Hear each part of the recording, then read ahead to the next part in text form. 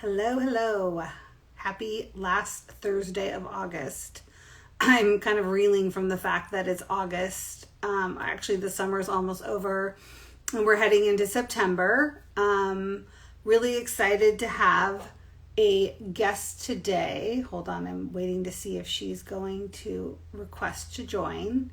I'm going to have Linda Fernandez today. Linda is one of the experts who teaches our media math course. She does that in association with Anna Locke, who was on our Power Up conversations last week. Really excited to have Linda here. She is an expert in digital investment. She works at very big ad agencies, and she amazing background and a really varied background. So I'm very excited to have her join me today. And here she comes. Yay! Hey. Hi. Hi. How are you? Doing good. I like your hair. It looks different than the last time I saw you. Yeah, it's curly today. It looks cute. How's Thanks. everything going? Going good. I didn't realize how close I was to my camera. I'll come back up. I see Anna joined us. Awesome. Well, I'm so glad you joined us. I like to do a little introduction so I explain what we're doing and why we're doing it. Yeah. For those people who are joining, I'm Lisa Solomon. I'm the founder of Athenium Collective, which is an online education platform designed to bring experts in the advertising, marketing, and media business to create courses that give you real actionable tips and skills so that you can be better at your job or potentially maybe get a new job. So I'm really excited to have Linda here today. As I mentioned in my kind of lead up, Linda and Anna together created a really amazing course on media math. And what's really interesting is I cannot find anywhere a course on media math. And I don't think people really understand the amount of math that goes into figuring out how to plan, buy, review the performance and reconcile billing when it comes to advertising and media. So I, as a advertiser, put my commercial or my ad on any of these different platforms. So print, at home, television, digital, they all have a different way of calculating basically that investment and what you're getting for it. So I think it's really cool that we have that class, and I'm so excited it goes live tomorrow. Yes, I know. So I want to get started though, talking a little bit about kind of your background and how you got into, this digital investment. And it's so funny because I feel like where there's a point in time, when did we start calling it digital investment? Gosh, I mean, if I'm being honest with you, when I started, it was only like 1% of media at that time. So I actually started in traditional. There was what was traditional TV? The first time I interned was in 2002. There wasn't even Facebook. So, but yeah, so I wouldn't say, when I started, even then they started calling it digital, but it was always like one person. It was 1% of the budget. Yeah. They were running banners when we used to just always call them, it was like AOL, Yahoo. And MSN. Yeah. I was at MSN, I know. It was like those three. That's what we're doing. We were starting to work with bloggers, but it wasn't that much money. Yeah. I know. It's really 1%. Interesting. I know. So how did you get into this whole business? So, honestly, I'm that weird kid that always knew I wanted to work in advertising. Wow. I know it sounds, yeah. So I remember just when I think I was like 10 or 12, my sister and I used to watch this documentary called Buy Me That and Buy Me That Too. And it was a documentary on how advertising could persuade kids and trick them. I know it sounds really bad, but I just remember sitting there, me and my sister, like, I would not think that was real. Like, I wouldn't think Tony the Tiger cartoon was going to show up after I ate my cornflakes or whatever. So my Frosted Flakes. And so I kind of just was really intrigued with like messaging in general. And so when I went to high school, I was like, I want to be in advertising. Just being fully transparent, I watched the movie Boomerang with Eddie Murphy. Me and my sister loved that movie. And he worked in advertising. It just made it seem so fascinating. And so I was completely obsessed with working in advertising. My dream was always to work in advertising and live in New York City, which I did hit that dream eventually in my career. So yeah, so when I went to college, I knew I wanted to work in advertising. I just didn't know what department, to be honest with you. So Yeah. I was gravitating more probably being like a copywriter and working Hmm. like in the creative department, but just through like curriculum and doing some internships, I really gravitated towards media really, really quickly. And so when I graduated college, I knew that's exactly where I wanted to go. And so I interviewed at the agencies here in Los Angeles until I got a job in media.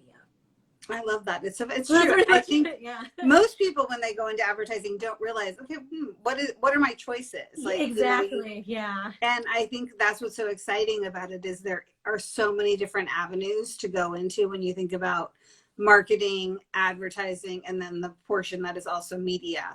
Yeah. Um, Exactly. and so right now you are working, you are like the most multifaceted person actually I think I know. So you work at a large agency, I freelance, freelance. Yes. but you were the head of investment there for some of the biggest car brands. Yes. Yeah. Yes. Yes. Prior to going on my own. Yes. Yes.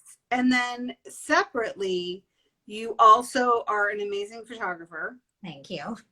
and you also have your own company. So let's break down each of those. So let's Okay. start with, well, I want to get into each, but let's start first with, what are some of the big trends you're seeing right now on the investment side and kind of what is happening with consumer behaviors? Like I was just mentioning as we go into this, it's the last Thursday in August. I know. It's And so I'm like, where the crazy. hell did the summer go? Yeah. I mean, so user behaviors.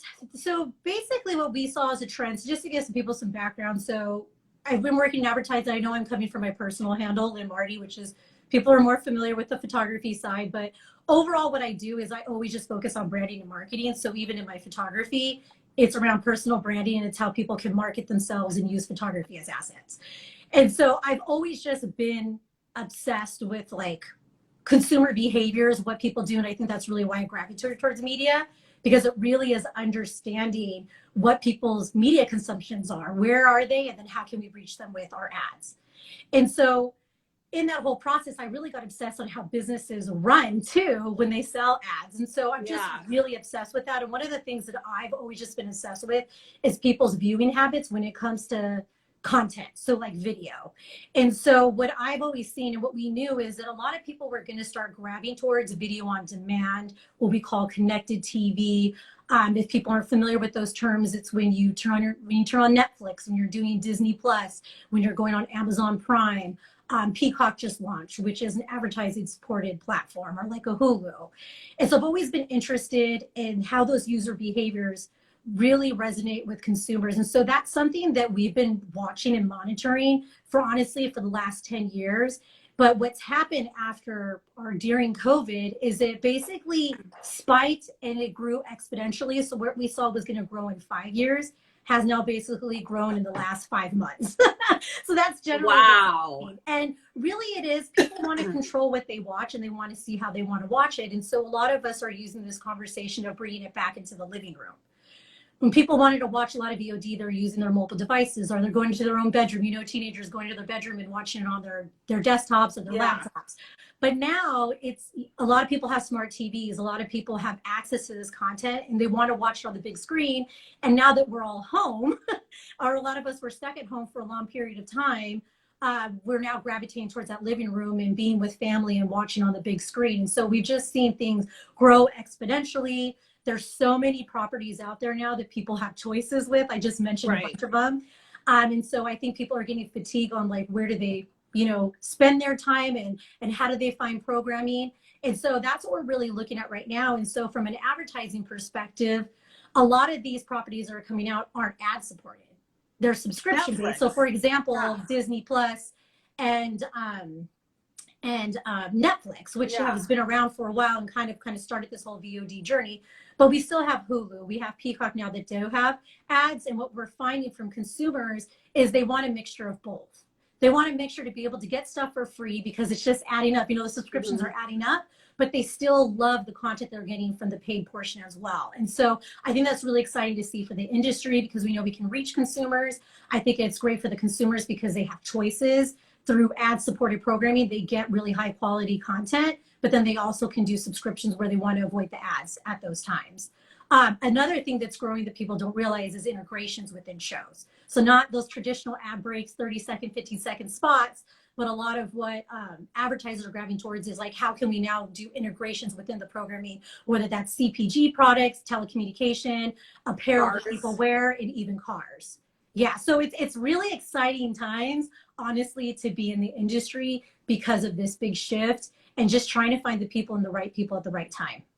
Yeah, and it's really interesting because when I was at NBC Universal for 5 years, and when that was probably 9 years ago when I started. And what was interesting because I remember going in and talking about the full episode player where people would go and watch the shows on demand on their desktop. And it's just from there to where we are today, it's like so crazy and so fast at how quickly everything's changed, and just the amount as a consumer that we have in order to watch. There's so many things to watch, and they're not even, what I love about it is globally, there are so many amazing shows that I've been watching that weren't even created in the United States. Yep, exactly. Just the access to content and high quality content is exciting times. It's exciting.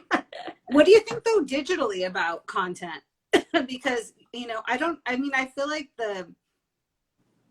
yes, you can access Hulu on your desktop and things like that, but it feels like the big TV series and all the movies and the made for content that goes on your television seems to me accelerating way faster than anything you see in sort of that short form, that you see on like digital. Are you saying no, definitely long form is booming, high quality, but people still like the short form content as well. So it's all growing. I think a lot of what we're seeing is people are investing in the long form content, but from like a marketing standpoint, so from like a brand advertising standpoint, we're still doing long form, but long form normally is like under 5 minutes. We're not talking about a half hour or an hour long program. And short form still very important because even with this all going on, people are still extremely social. And in the social environment, you want little short snippets. Like, you're not willing to sit there and watch full-on programs, but there are some success programs out there that have been successful, but it's definitely not the norm, I would say. Yeah, exactly. Yeah. And so in terms of short form, what do you think are some of the trends that have, social is so huge still. Yeah. What do you see sort of as the next kind of, when we look into the next year, any big trends that we should be watching? I don't think it's really changed that much, but I think a lot of us have been hearing about TikTok and now Instagram rolling out Reels. That's something that we're looking at a lot. It's definitely, TikTok was seen as like a younger generation type of things. There's some limitations as far as too with like brands that can participate on that platform. Reels is definitely opening up. It has an older audience. So I would say, it's really hard to tell right now. There's just so much going on that I'm not one to like to do too much of prediction forward, looking at the data. And right now it's kind of a weird time because we are in politics. And politics kind of makes it a little bit more difficult because people's user behaviors tend to really change during these times. A lot of content is elevated. Of course, with the Black Lives movement going forward as well. So there's just a lot going on right now. Just no COVID, politics, a lot of things happening here in the States. But I would say what is growing is really people coming together with families is what we're noticing. At least a trend that I see right now is, like I said, being with your family. I know a lot of parents are homeschooling their kids right now, are having to do virtual classes. So it's just, I feel like a lot of what we're seeing is families. So coming together, watching programming in the living room, but then also just wanting to be entertained and having fun. And I think that's what TikTok has really allowed people to do, is just have fun with just doing fun skits and being entertained. So as much as there is a lot of crazy, we're seeing a lot of people still want to be entertained, see things that are happy, joyous. So we're seeing a lot of that going on right now. So I would say that's the biggest thing that at least I'm paying attention to.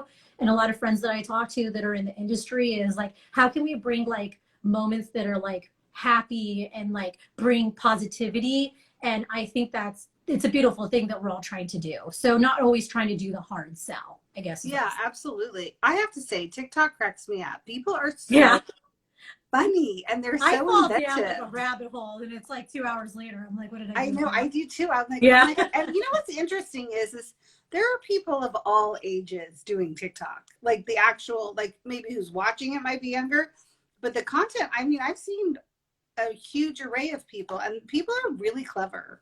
Yes.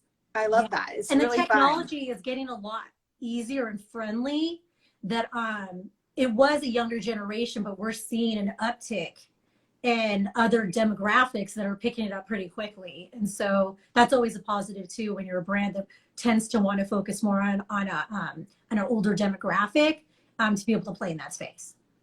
Now, do you since you are also a photographer, so there's the other part of your life, which Yeah. you even have your own name for that.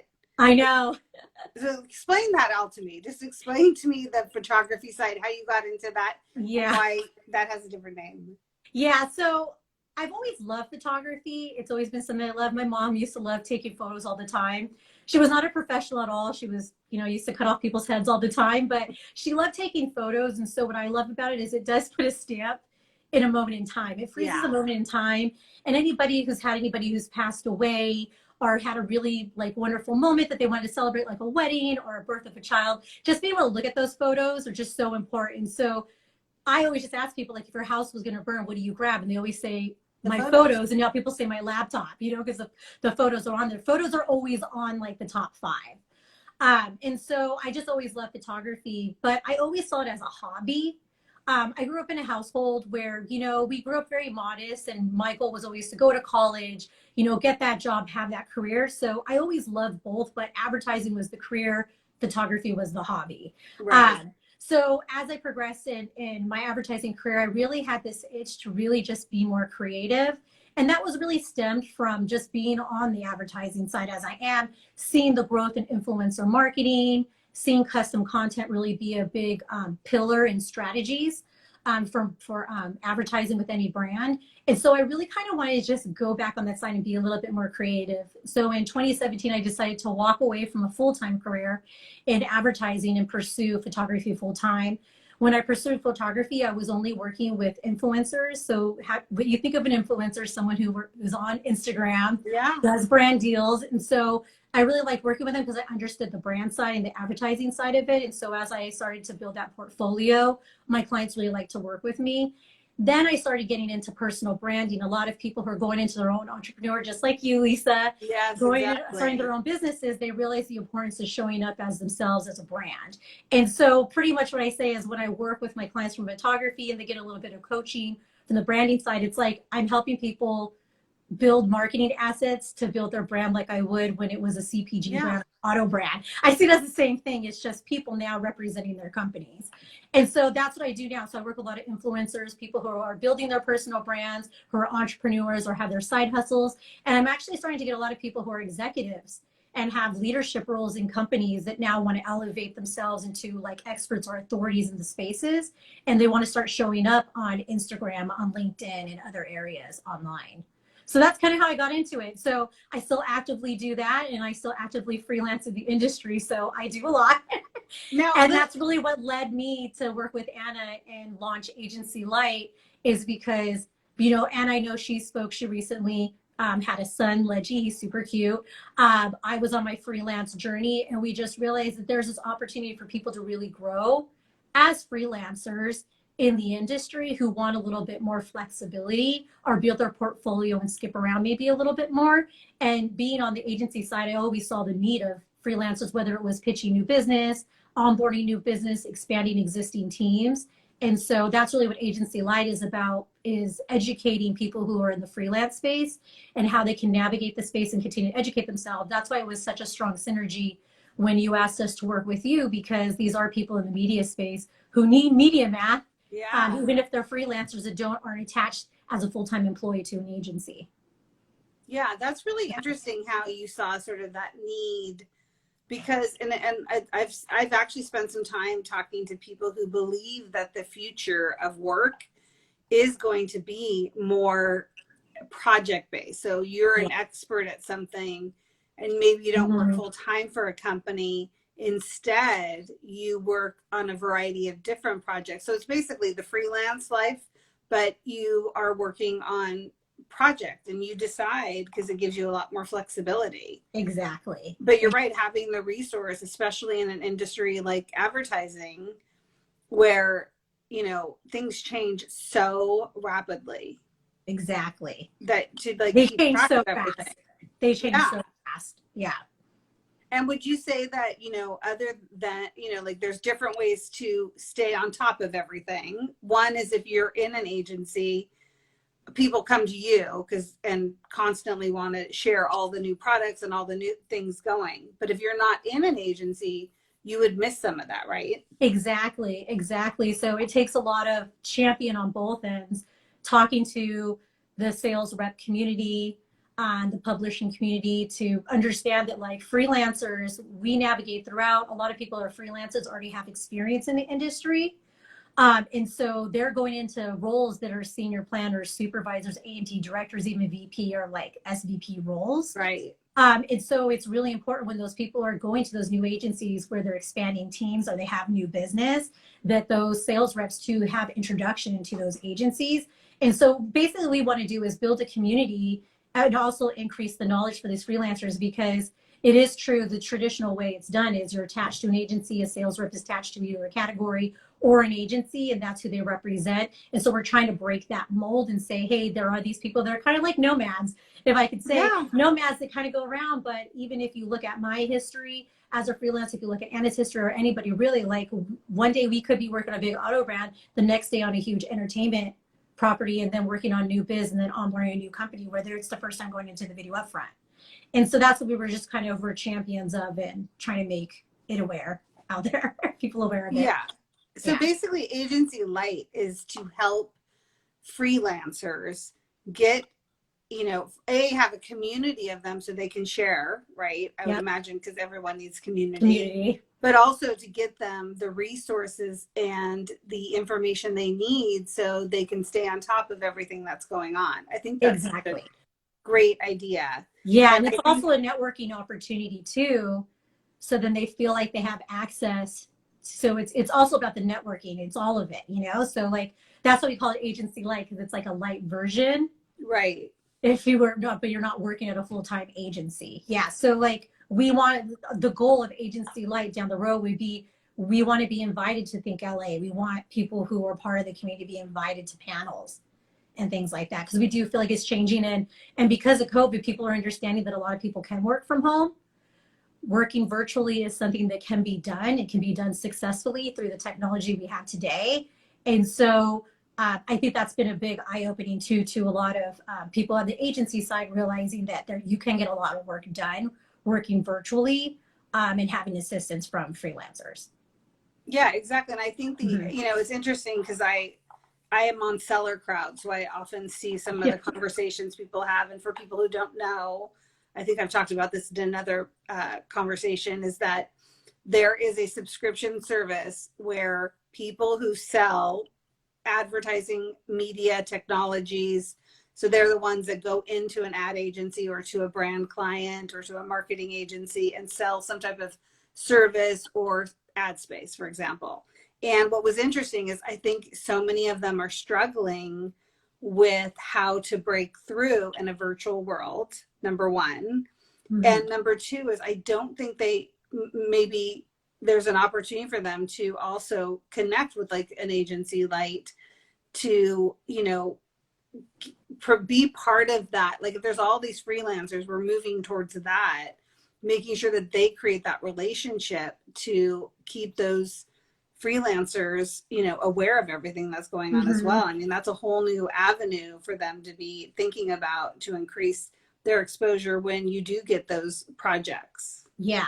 Yeah. And I agree. And like, not even thinking from a freelance standpoint, but just like, I'm thinking about the times when I was expanding my team in hiring on new team members, or even when we brought on freelancers, they always come with knowledge from their past experience. Like, hey, I work with this property, or like, I know this person works here, or this person was a really good sales rep and now they're here and I really want to bring them in for a meeting. And so really what it is, it's community and like networking. Yeah. And knowing the right people, and then just sharing knowledge, whether that's sharing about your property, so when that person goes to the next agency, they can recommend it to the team, and vice versa. It's letting them know kind of like what are things going on, because those people are entering agencies throughout the year, and so they have a good grasp of what's kind of going on, what the culture looks like at different agencies. So yeah, I think there's power in all of it. Yeah, I totally agree. I mean, Yeah, I do think I totally agree with you on that one. we need to be thinking about, though, how do we help? I think the salespeople, like, imagine that you're starting a new role in a virtual world. I mean, could you imagine? You can't like go do coffee dates, stop by. Yeah, you have to wait for someone to reply to an email. And that is really hard. Mm-hmm. I really feel for people like that. So if you ever have any good ideas that we can share with them, I'll put it on Seller Crowd.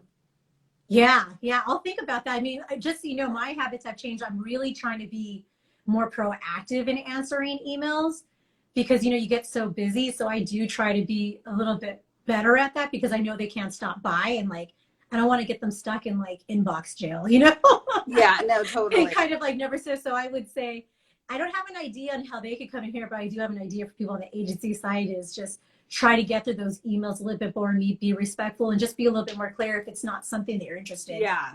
Say it right away, so they're just not dangling around, No, and I think that's really true. I think, and on the flip side, and I've had this conversation with Paul Santello, who teaches for, media sales, that you also have to come with solutions. Yes. Like if you're reading articles and you see problems, it's better to come up with a solution, even if that, 2 months later, the problem maybe have changed a little bit, but at least you're thinking about their business that way. Yeah. Yeah. Definitely solution oriented. Doing homework, obviously, on the brands. Yeah. Helps, yeah. And I think it's just clear why you want to have a meeting. Is it true 101 just to share what your platform, your technology, new programming that's coming out? Or is it like because you want a solution? I mean, obviously I know that the end of the day is to do a deal, but yes. I think that sometimes is a good setup too. It's like, hey, we have this new product. It's just a 101. I just want to share it with you because I think it's important. Or is it like, hey, I have an idea that I think could help some of your objectives and some of the campaigns you're running? Yeah, so be specific. I think that really makes a big difference as well.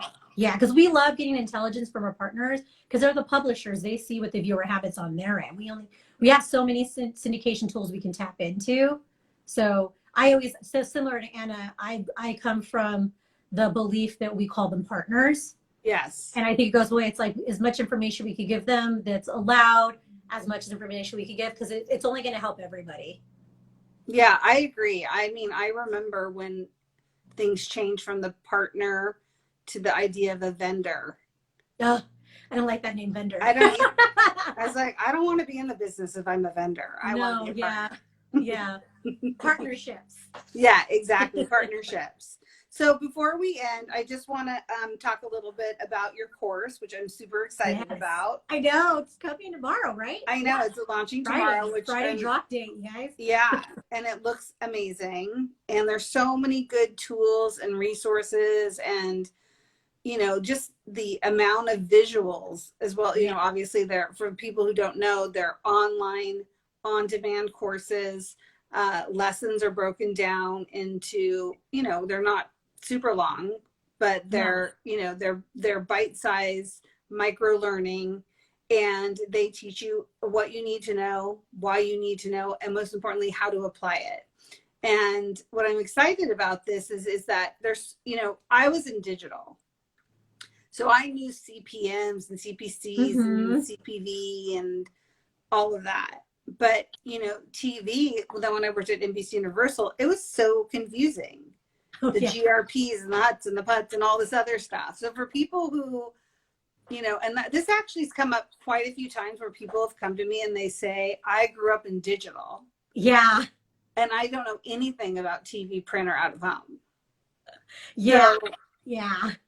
I think it depends on what side you come from. So I always just say, I think I started like in my career the best time you can, because it was traditional, but there was digital around, and I basically was able to progress in my career as digital increased in the industry. So I kind of like grew up with it.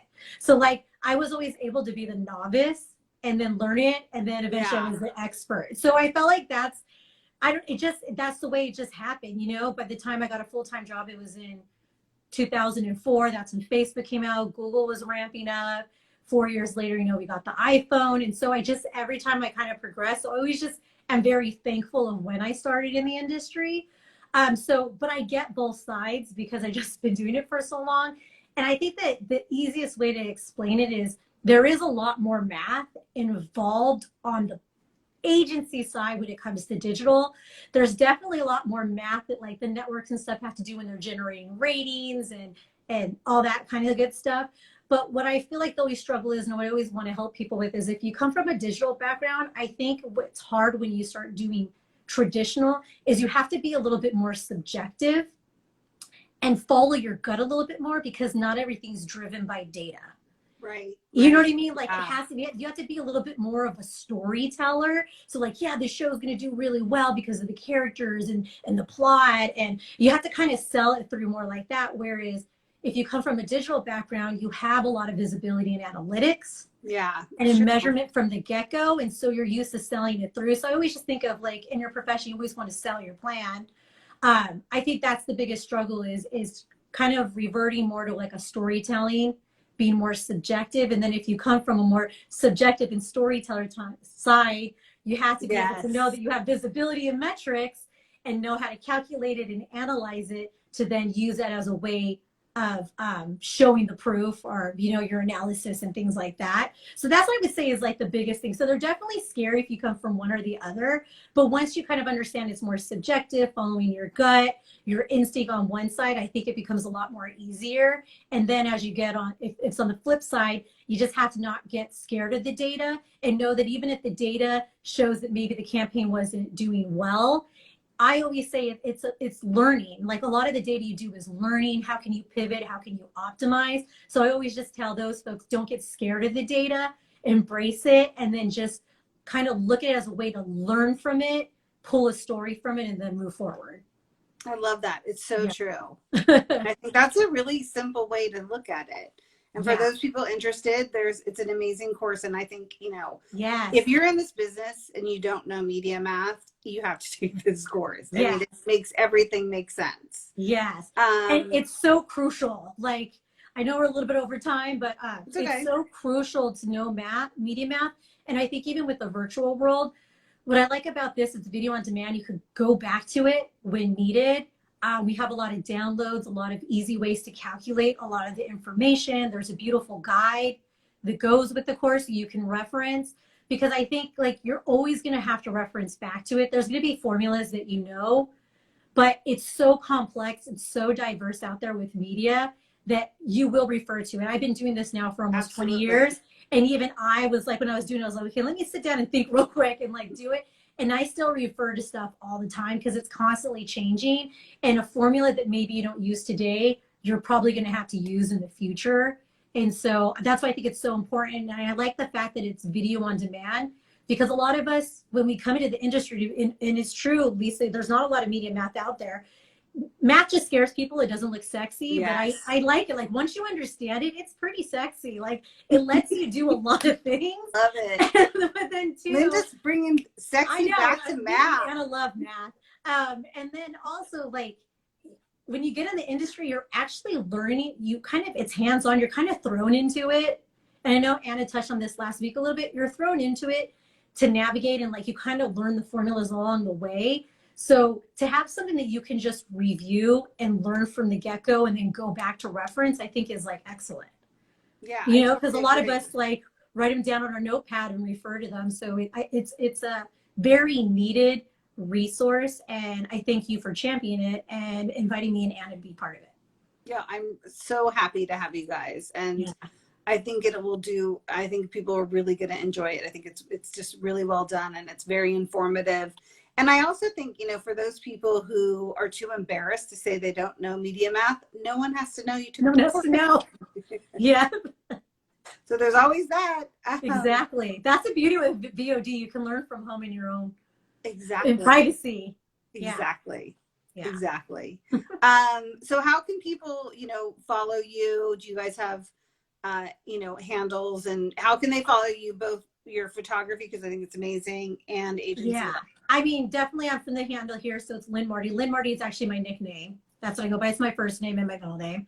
Okay, that's what I thought. Yeah, so Lynn Marty is for photography, but definitely everything we do is on agencylight.com, our agency light handle. That's like the latest you could get. We have a link in our Instagram handle that has all the resources, any freebies that we have there. And then, of course, once this course goes live too, we'll have information on that as well. Awesome. Perfect. Well, Yeah. thank you so much for doing this. I know you're super busy, so I really appreciate it. And for those watching, and the good thing, this is on demand. I'll post it everywhere and people can watch it when they want.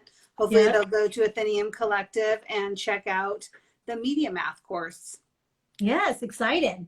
Awesome. All right. Well, thanks, and have a great weekend. You too. And I will talk to you soon. All right. Bye. Bye.